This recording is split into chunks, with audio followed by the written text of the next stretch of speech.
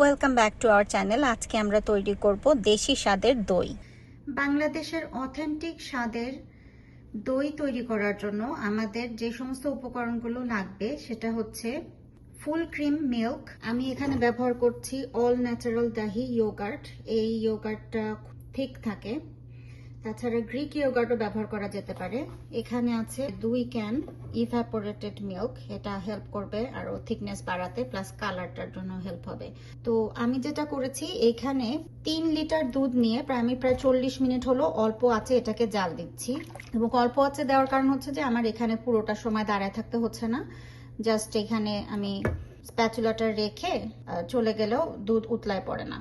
আপনারা এখানে দাগ দেখে হয়তো বুঝতে পারছেন যে এই পর্যন্ত ছিল প্রথমে যখন দিলাম, তারপরে এখন এই পর্যন্ত আসছে। আর একটু জাল দিব, আমি ইভাপোরেটেড মিল্ক অ্যাড করব, কাজেই দুধের পরিমাণটা আরো বেড়ে যাবে। আর এখানে আমি নিয়েছি 1 কাপ পরিমাণ দই। এটা হচ্ছে টক দই, আমি বীজ হিসাবে ব্যবহার করব এটাকে আমি একটা স্ট্রেনারের উপর রেখেছি যাতে করে পানিগুলো বের হয়ে যায়। এবং আপনারা দেখতে পাচ্ছেন যে এখানে অনেকখানি পানি বের হয়েছে। তো যদিও এটা অনেক ঘন দই, তারপরেও পানিটা বের করে নিলে দইটা খুব একটা পানি পানি হয় না।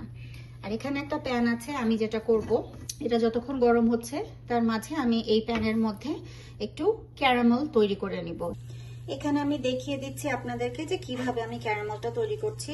2 টেবিল চামচ চিনি আর হাফ চা চামচের মতো পানি দিয়ে আমি এখানে এই চিনিটাকে জাল দিচ্ছিলাম এতক্ষণ ধরে।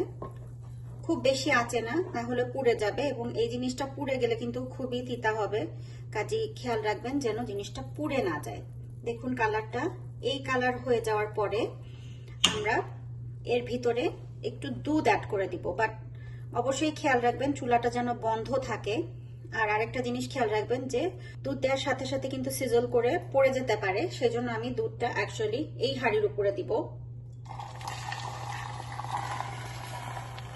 দেখুন এখন আমি চুলাটা আবার অন করে দিব। এদিকে দুধটা তো অনেকক্ষণ হলো জাল হচ্ছে। আমি এখন 1 কাপ চিনি এখানে দিয়ে দিচ্ছি এই দুধের মধ্যে।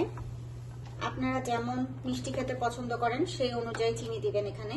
তবে একটা জিনিস খেয়াল রাখতে হবে, চিনি দেওয়ার পরে প্রায় 2-3টা বলক আসা পর্যন্ত এটাকে জাল দিতে হবে, না হলে চিনি থেকে যে পানিটা ছাড়ে তাতে কিন্তু আবার দইটা পানি ছেড়ে দিবে। সো এই কারণে এটা খুবই ইম্পর্টেন্ট একটা স্টেপ, কিছুতেই ভুলে যাওয়া যাবে না। এখানে এখনো অল্প আঁচে রেখেছি যাতে করে নিচে না ধরে যায়। কিন্তু চিনিটা দেওয়ার পর আপনারা চেক দেখবেন, যদি আপনাদের চিনি আরো বেশির প্রয়োজন হয় তাহলে আরো দিয়ে নেবেন। আমরা খুব অল্প পরিমাণে মিষ্টি দই প্রেফার করি, বাট যার যার প্রেফারেন্স অনুযায়ী চিনি দিতে পারেন। কিন্তু মনে রাখবেন যতবারই আপনি চিনি অ্যাড করবেন ততবারই দুধটাকে আরেকবার বলক উঠায় নিতে হবে, মিনিমাম একবার। এর চেয়ে বেশি সময় পারলে আরো ভালো। এটা এখন জাল হতে থাক, নাড়া দিয়ে দিলাম। এখন এই চুলায় যে ক্যারামেলের সাথে দুধটা আছে সেটাকে ক্যারামেলের সাথে দুধটা ভালোভাবে মিশিয়ে নিব। এবং এটা গরম করার কারণ হচ্ছে ঠান্ডা অবস্থায় ক্যারামেল কিন্তু মিক্স হয় না, এই যে দেখেন দলা ধরে আছে। কাজে এটাকে গরম করে আমাকে দুধের সাথে মিশিয়ে নিতে হবে। খুব বেশি আঁচে রাখা যাবে না, অল্প আঁচে এটাকে মিশিয়ে নিতে হবে। আর দেখেন কালারটা, দইয়ের কালার কিন্তু অলমোস্ট চলেই আসছে এখানে। যেহেতু আমি আরেকটা ইভাপোরেট মিল্ক ইউজ করব, কাজে সেইটাও আমি এখানে দিয়ে দিব যাতে করে দুইটাই একসাথে গরম হয়ে যায়। মাঝে মাঝে নাড়া দিতে হবে মিশানোর জন্য। যেহেতু এটা ছোট হাঁড়ি, এটাতে খুব তাড়াতাড়ি বলক উঠে আসবে, কিন্তু এটাতে একটু সময় লাগবে। অল্প আঁচে জাল দিতে হবে যদি আপনি সামনে না থাকেন, আর বেশি আঁচে জাল দিতে পারেন যতক্ষণ আপনি সামনে দাঁড়ায় থাকবেন, প্লাস নিচে লেগে না যাবে। সারাক্ষণ নাড়াচাড়ার মধ্যে থাকতে হবে। অথেন্টিক স্বাদ চাইলে কিন্তু কষ্ট করতেই হবে, প্রচুর পরিশ্রমের কাজ, কিন্তু খাওয়ার পরে মনে হবে যে না, পরিশ্রমটা সার্থক। আমি আমাদের চ্যানেলে কুইক ইয়োগার্ট মেকিং রেসিপিও দিব, যাতে কোনো ঝামেলা ছাড়াই এত জাল দেওয়া, এত কিছু, এত দাঁড়ায় থাকা ছাড়াও দই বানানো যায়। কিন্তু সেই ক্ষেত্রে কিন্তু আপনারা ওই বগুড়ার দইয়ের যে স্বাদটা, কাঁসার দইয়ের যে স্বাদ, দেশি স্বাদ, সেটা কিন্তু কোনোভাবেই পাবেন না। হ্যাঁ, দই হবে, স্বাদও হবে, কিন্তু অথেন্টিক স্বাদ পেতে চাইলে আপনাকে একটু কষ্ট করতেই হবে। ফিরে আসলাম প্রায় 7 মিনিট পর। ইভাপোরেটেড মিল্কগুলো দুধের সাথে মিশিয়ে দিব এবং অনবরত নাড়া দিতে থাকতে হবে। একটু উপর থেকে ঢালবেন এবং অনবরত নাড়বেন। এখন এটাকেও বেশ কিছুক্ষণ জাল দিব, যতক্ষণ পর্যন্ত না আবার বলক ওঠে।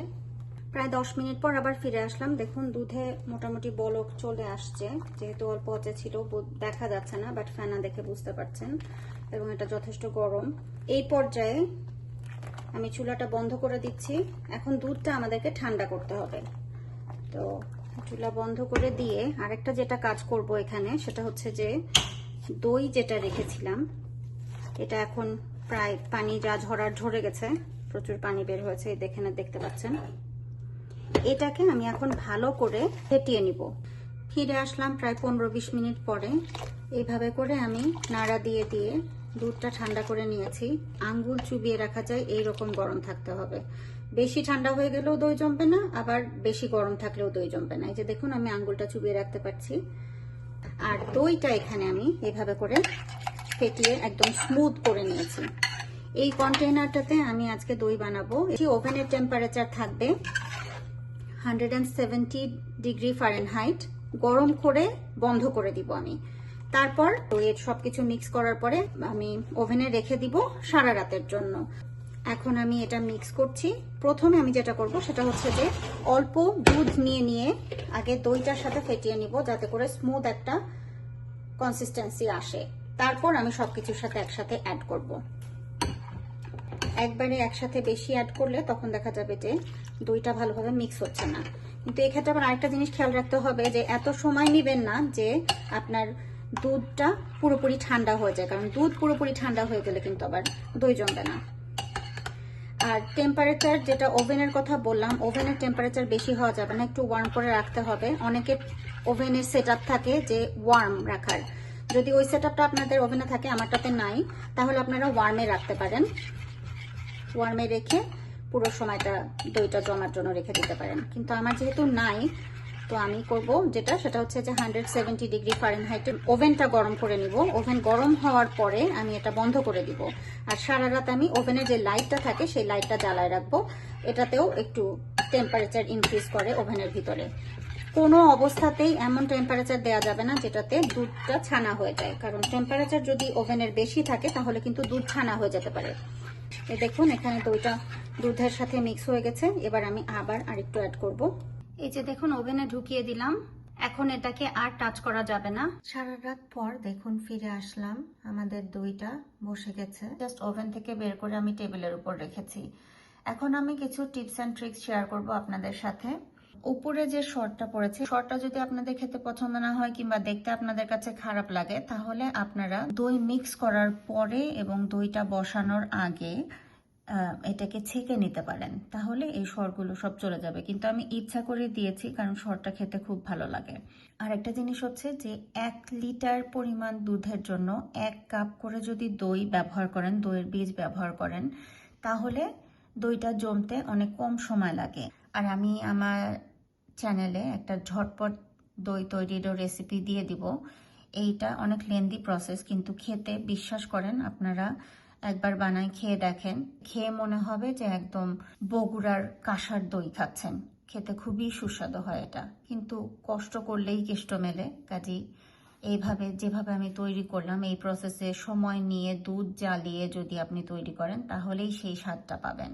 আমাদের চ্যানেলটা সাবস্ক্রাইব করে সাথে থাকবেন, আর নোটিফিকেশন বাটনটাতে ক্লিক করে রাখবেন, যেন যে কোনো ভিডিও আপলোড করার সাথে সাথে আপনারা সেটা নোটিফিকেশন পেয়ে যান। ধন্যবাদ আপনাদের সবাইকে আমাদের সাথে থাকার জন্য।